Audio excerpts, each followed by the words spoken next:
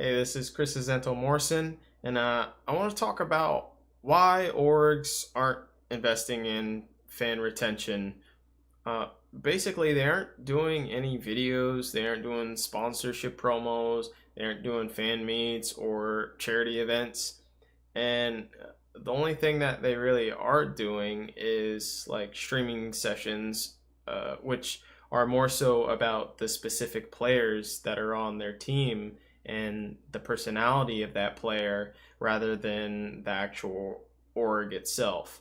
And with the constant roster moves, that means that fans follow the players instead of the actual orgs.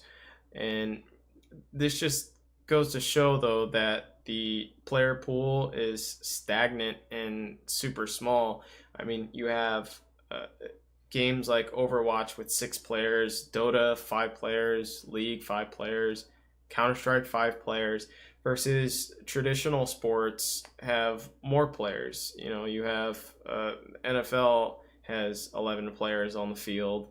You have soccer, you have baseball, like all these sports, they have more players on the field, and with that comes a less focus on each individual person because there's more people. And since there's such a small pool, it kind of stifles new growth and new players. But this is also because esports is results driven, in that everyone is afraid to lose because of relegations or not getting invited to another tournament. So you have to choose the best players that are performing the best, and that goes the same with coaches. You which one do you choose? You know, do you choose a coach with a great personality, or do you choose a coach with competitive aptitude? It's obvious you're going to choose the competitive aspect. So there is no chance for new people to foster within esports, and that's why you see the same recycled players and coaches.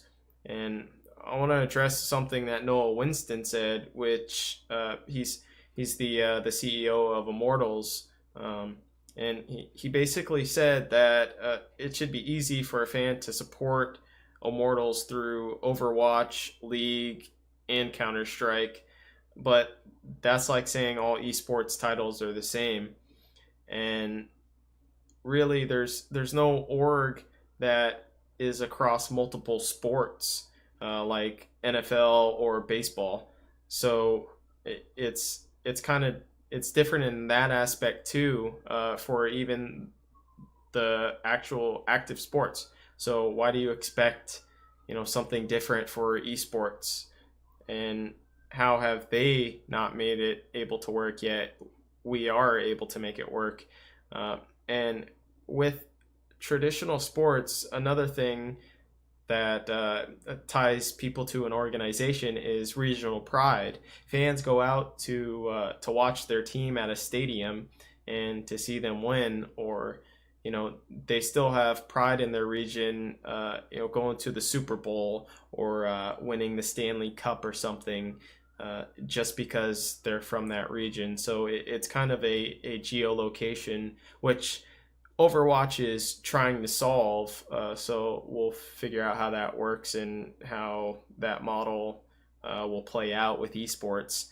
But really, I don't think orgs are doing enough. I agree with Noah, and I think they can majorly change this basically by franchising largely, because then with franchising, organizations won't be afraid to invest in new players and new talent and new personalities, so they can afford to actually venture out and experiment, which will bring a larger pool and will put therefore less focus on the players themselves, because there are so many more players and you don't keep recycling the same names, and same with the coaches.